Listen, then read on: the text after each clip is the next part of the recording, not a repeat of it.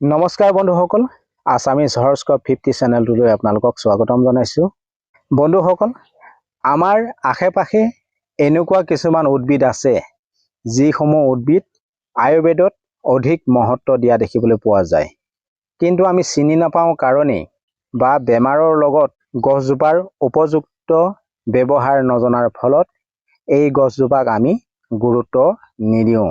আজি মই আপোনালোকক এনে এজোপা উদ্ভিদৰ বিষয়ে ক'ম, যিজোপা উদ্ভিদৰ দ্বাৰা আপোনালোকে আপোনালোকৰ দেহত লিপমা নামৰ যিটো বেমাৰ, আমাৰ গাত কোনো অংশত ফুলি উঠা, ফোঁৱা নিচিনা হোৱা আৰু সেই ফোঁৱাটোৱে লাহে লাহে খজুৱাবলৈ আৰম্ভ কৰিব বা ভিতৰৰ ফালৰ পৰা পকি যাব, সময়ত গৈ সেইটোৰ পৰাই তেজ ওলাব, পানী ওলাই থাকিব, পিছত গৈ কেঞ্চাৰৰ নিচিনা সমস্যাটো আমি ঘৰতেই কেনেকৈ সমাধান কৰিব পাৰোঁ, চিৰদিনৰ কাৰণে আমাৰ দেহৰ পৰা এই সমস্যাটো দূৰ কৰাৰ এবিধ ঔষধ আপোনালোকৰ আগত শ্বেয়াৰ কৰিম। আপোনালোকে ভিডিঅ'টো শেষলৈকে চাই থাকক। হয়তো এই উদ্ভিদজোপা আপোনাৰ ঘৰৰ আশে-পাশেই থাকিব পাৰে। জংঘল জেগাত এই উদ্ভিদজোপা দেখিবলৈ পোৱা যায়। এই উদ্ভিদজোপা য'তেই দেখে গুৰুত্ব দিব। আপুনি অতি সাৱধানে উঠাই লৈ আনি ইয়াৰ পৰা আপুনি ঔষধ তৈয়াৰ কৰি এই সমস্যাটো দূৰ কৰিব পাৰিব। এই উদ্ভিদজোপাৰ নাম কি, কেনেধৰণে আমাৰ ঔষধি কাম কৰে, এই বিষয়ে জানি লওঁ। প্ৰিয় বন্ধুসকল, এই উদ্ভিদজোপা কেইবাটাও বেমাৰৰ কাৰণে আপোনালোকে ঔষধ প্ৰস্তুত কৰি ব্যৱহাৰ কৰিব পাৰিব। দাঁতত পোক লগা, পায়েৰিয়া হোৱা, দাঁতৰ পৰা তেজ ওলোৱা, পুজ ওলোৱা, দাঁতত যদি পোকে খাইছে, আমাৰ মুখখন যদি গোন্ধাইছে, ল'ৰা-ছোৱালীৰ পেলুৰ সমস্যা, আমাৰ পেটৰ বদহজমৰ সমস্যা, পেট ফুলি যোৱা, এনেধৰণৰ বহুত কামত, বহুত দৰৱৰ কাম কৰে এই উদ্ভিদজোপাই। উদ্ভিদজোপাৰ নামটো হৈছে চিতচিৰা। এই চিতচিৰা উদ্ভিদজোপাৰ দ্বাৰা আমি ভালেকেইটা বেমাৰ ঘৰতে ঠিক কৰিব পাৰোঁ। আয়ুৰ্বেদত এই উদ্ভিদজোপাৰ বিষয়ে বিশদভাৱে লিখা আছে আৰু এই উদ্ভিদজোপা পঞ্চগুণজাতীয় উদ্ভিদ হিচাপে আয়ুৰ্বেদিক ক্ষেত্ৰত ব্যৱহাৰ কৰা দেখিবলৈ পোৱা যায়। সেয়েহে এই চিতচিৰা উদ্ভিদজোপাৰ জৰিয়তে আমি কেনেকৈ লিপমা বেমাৰটো সমাধান কৰিব পাৰোঁ, এই বিষয়ে আজি ভিডিঅ'ত আমি জানি ল'বলৈ চেষ্টা কৰিম। প্ৰিয় বন্ধুসকল, আপোনালোকৰ যদি এনেধৰণৰ সমস্যা আছে, তেনেহ'লে এই চিতচিৰা উদ্ভিদজোপা আপোনালোকে য'তেই দেখে বিচাৰি লৈ আনিব। আনি উদ্ভিদজোপাৰ পৰা যিখিনি গুটি আছে, গুটিখিনি আপোনালোকে ভালকৈ ছিঙি এটা বাচনত সেই গুটিখিনি আপোনালোকে লৈ সেই গুটিখিনি থেতালি যদি আমাৰ এই লিপমা সমস্যাটোৰ জেগাটোত লগাই আপোনালোকে বান্ধি দিয়ে, তেতিয়াহ'লে আমাৰ এই লিপমা সমস্যাটো চিৰদিনৰ কাৰণে শেষ হৈ যাব।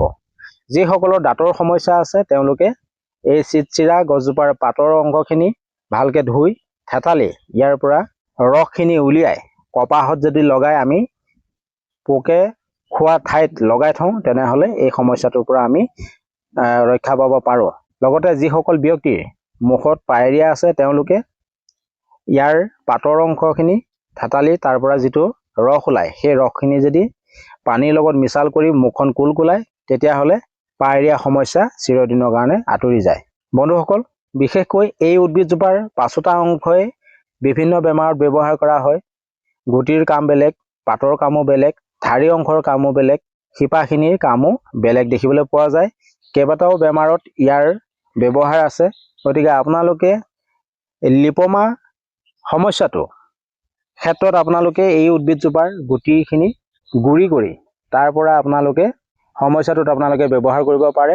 যিসকল লোকে এই লিপমা সমস্যাটোত বিশেষভাৱে ভুক্তভোগী হৈ আছে, তেওঁলোকৰ যদি ঘাঁ লাগি গৈছে, তেওঁলোকৰ যদি সমস্যাটো বাঢ়ি গৈছে, তেতিয়াহ'লে আপোনালোকে দেৰি নকৰি অতি সোনকালে এই উদ্ভিদজোপা বিচাৰি আনি তাৰ পৰা থেতালি গুৰি কৰি পেষ্ট বনাই যাতে আপোনালোকৰ এই ঘাঁহৰ ঠাইডোখৰ লগাব পাৰে, তেনেকৈ আপোনালোকে যোগাৰ কৰি ল'ব আৰু সেই ঠাইত আপোনালোকে লগাই দিব।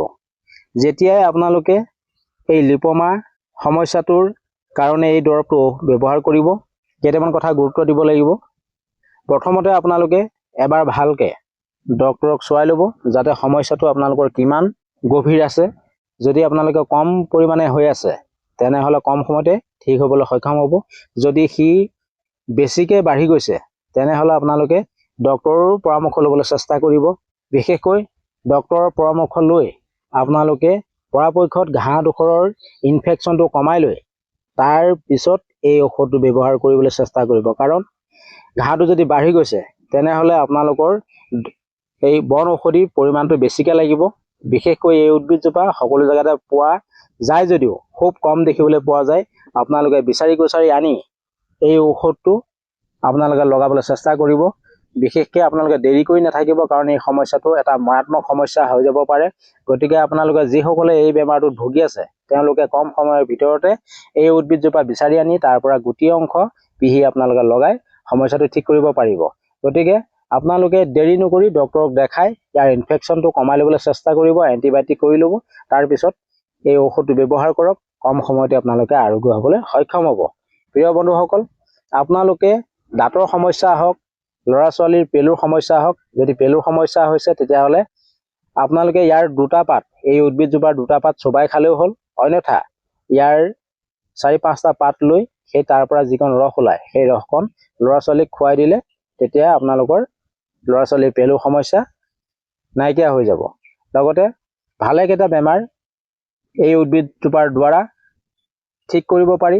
আপোনালোকক ক্ৰমান্বয়ে এটাৰ পিছত এটা ভিডিঅ' আপোনালোকক দি থাকিবলৈ চেষ্টা কৰিম। আপোনালোকে এই চেনেলটোৰ লগত জড়িত হৈ থাকিব। আৰু আপোনালোকে যদি কিবা ক'ব লগা আছে, কিবা সুধিব লগা আছে, কমেণ্ট যোগে সুধিব পাৰে। প্ৰিয় বন্ধুসকল, ভিডিঅ'টো আপোনালোকে আপোনালোকৰ বন্ধুবৰ্গৰ মাজত শ্বেয়াৰ কৰিবলৈ নাপাহৰিব। কাৰণ এই ঔষধটোৰ দ্বাৰা লিপমাৰ নিচিনা ভয়ংকৰ বেমাৰ ঠিক কৰিবলৈ সক্ষম হ'ব, তেওঁলোকো উপকৃত হ'ব পাৰিব। ভিডিঅ'টোত যদি আপোনালোকে বিশেষ বাৰ্তা লাভ কৰিবলৈ সক্ষম হৈছে তেনেহ'লে ভিডিঅ'টোত লাইক এটা কৰি দিব, চেনেলটো ছাবস্ক্ৰাইব কৰি ল'ব। পুনৰ এটা ভিডিঅ' লগ পাম। আজিলৈ ধন্যবাদ।